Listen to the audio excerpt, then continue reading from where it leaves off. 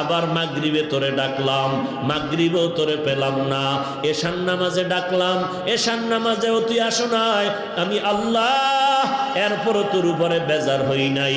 আমি আল্লাহ গভীর রজনীতে সব যখন ঘুমায় গেল, নদীর মাছগুলো পর্যন্ত নিস্তব্ধ ঘুমাইয়া আছে, পশু পাখিরা ডালপালায় ঘুমাইতেছে, কোনো আওয়াজ নাই, জিনেরাও ঘুমায়, কোনো আওয়াজ নাই, ঘরের মানুষ সব ঘুমায় গেছে।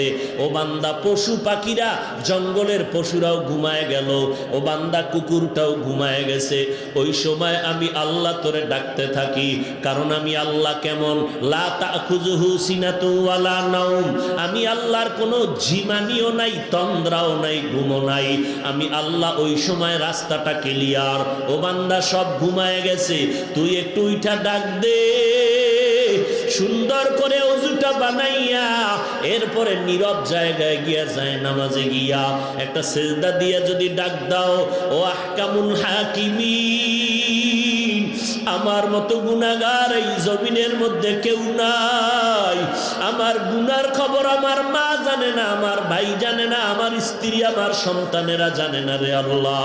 আমি এই মোবাইলটা চালাইয়া গুনাহ করে করে আমার হাত দুইটা নাপাক করে ফেলেছি। মোবাইলের গুনার কারণে আমার জিহ্বা নাপাক, আমার অন্তর নাপাক, আমার চোখ দুইটা নাপাক, আমার পাও দুইটা নাপাক।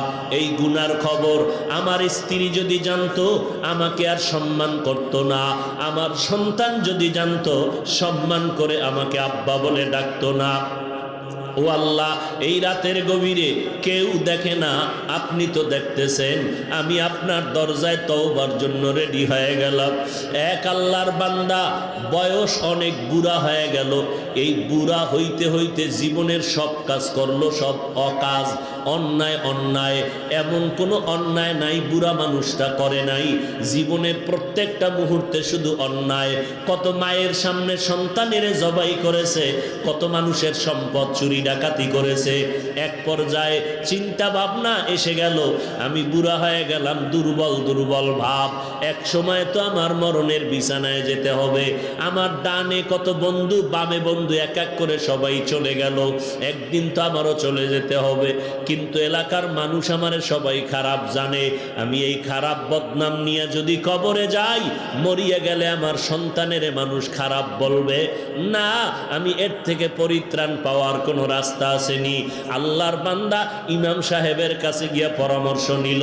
ইমাম সাহেব ডাক দিয়া কয়, মাওলার দরবারে তওবার দরজা খোলা, তুমি গভীর রাত্রে উঠিয়া মাওলার কাছে সিজদায় পড়ে কান্না করো।